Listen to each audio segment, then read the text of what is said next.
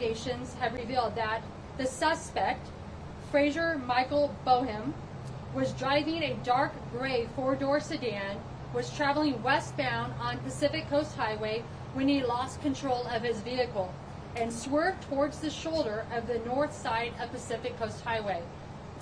This caused the suspect's vehicle to collide into three parked vehicles, and subsequently those vehicles hit four female adults standing on the side of the roadway near the parked vehicles.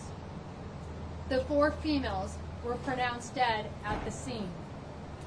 The suspect was arrested for vehicular manslaughter with gross negligence. The identities of the deceased will be released by the coroner's office once the identities have been determined. Let me go ahead and introduce my detective, my traffic detective, Detective Roger Schultz. Hi, Detective Roger Schultz. Unfortunately, there's limited information we can give due to the ongoing investigation. So, like the captain said, she gave you a basic scenario as to what occurred during the collision. Other than that, if you have any questions, I mean, we'll try and answer them, but like I said, we're limited on the amount due to the ongoing investigation. Do you believe drugs or alcohol are involved in this? FSTs and the DUI investigation was conducted, but that's still ongoing also. Was there any evidence that it was a speed contest with another vehicle? There was no other vehicle that we know of that was involved. So other than that, it's still under investigation also. Can you confirm, sir, if the victims are all students at Pepperdine University? That I don't know. That was left up to the coroner's office to ID the deceased. Detective, how do you spell the suspect's name and how old is he?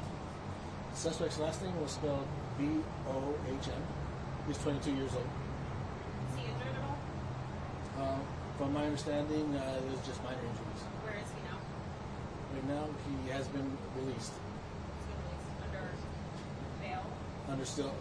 While we still conduct our investigation. Detective, can you tell us if the four victims died at the scene or some of them were transported to the hospital where they were pronounced? And were there any additional victims as well? The four that were there that were deceased died from traumatic injuries at the scene. What led investigators to the vehicular manslaughter with gross negligence charge if there was no drugs or alcohol in the vehicle? That's where we were still conducting the investigation. So Is there anything you can say about speed? that's being investigated also. Did you have any passengers in the vehicle? He did not. Hey, Detective, can you tell us what were the women doing there? We understand there was a fraternity party nearby. Were they leaving, coming, going to the party? Do you know? That I do not know. I know that they were there from what we've heard to meet up with people, but other than that, I don't know the specifics of what they were exactly doing. That particular stretch of PCH, what is the speed limit? It is 45. I know it's early in the investigation, but what do you know about what the suspect was doing prior to the crash? Prior, other than driving down the street, that we're still conducting our investigation. So with this tragedy, we need to really talk about Malibu and PCH. With me today is my dear friend, producer Michelle Shane. His daughter, Emily Shane, was also a victim of PCH in Malibu in 2010. My friend and my brother's dear friend, Kim Ellis, was killed on PCH in a traffic collision in 1997. We've got to ask ourselves, we've got to work together as a community. There's too many people that on this stretch of highway that have been killed. And that is why we are working with our partners, with the community, with people like Michelle Shane.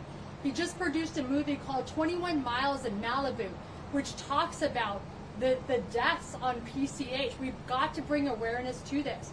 So in law enforcement, what we're doing right now is education. We're working with Michelle Shane and our elected officials to make sure people are educated about the dangers of PCH and to slow down on PCH. And two, the enforcement. Enforcement, it's important. It's an important piece. And right now we're looking at speed cameras.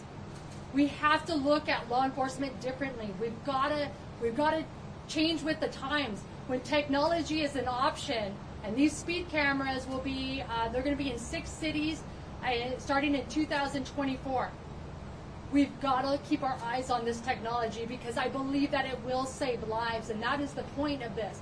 We can't have any more Kim Ellis's or Emily Shane's. We've got to do something about it. So that's my call to action to the community. Let's partner together to save lives. Elected officials, I need your help.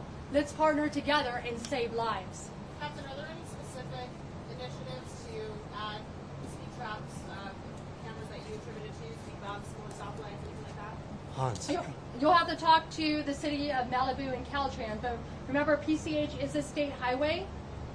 Something that we did in 2019 is we received funding from the 3rd District for the summer and took PCH and separated it into 4 different areas and did large enforcement in those areas. That was the only summer that I remember where there wasn't a fatality on PCH. Enforcement works. But as you know, law enforcement around the nation, the numbers have decreased. And so we've got to look at different technology to help us with this. And that's why our eyes are on those speed cameras. And thank you all for being here today. And if we can send that message, it has to be a whole of community approach to this. PCH is deadly. We've lost way too many people on PCH. It's a city. It's a highway that runs through a city, and it's a college town. We've got to make a difference.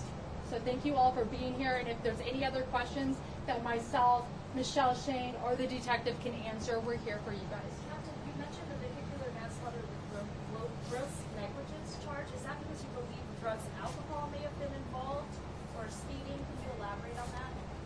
That's why we're still conducting our investigation and make that determination. But do you believe that drugs and alcohol may be involved? Do we believe that? Like I said, we're still trying to find that out right now. There's a lot of steps we have to do in order to get that information, and we have to go bit by bit. Do you have a court date yet? Not yet. Was the suspect injured during the crash? Minor. Scratch and And he was bruises. arrested at the scene, correct? Correct. What part of LA is he from? He's from LA County. LA County, speak. What part?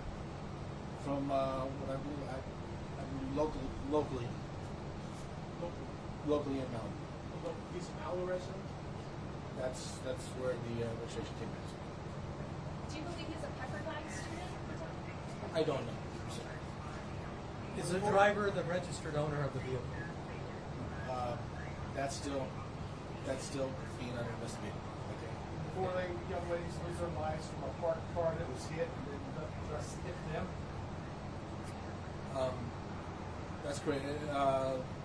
They happened to be right in between the cars, so there were several cars that were impacted. So that's where the traumatic injury occurred.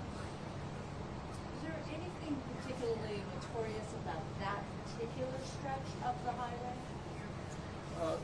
Like the captain said, all of PCH is a lot of people who drive recklessly. We try our best, with our radar units and to try and slow that down. But no matter what, people still drive recklessly and don't disregard to the speed limit. Unfortunately, it's a lower speed limit out there, so a lot of people don't like driving that. It's pretty straight. I'm sorry. A good portion of it is a straight path. Yeah, a lot of straight shots through there. Yeah.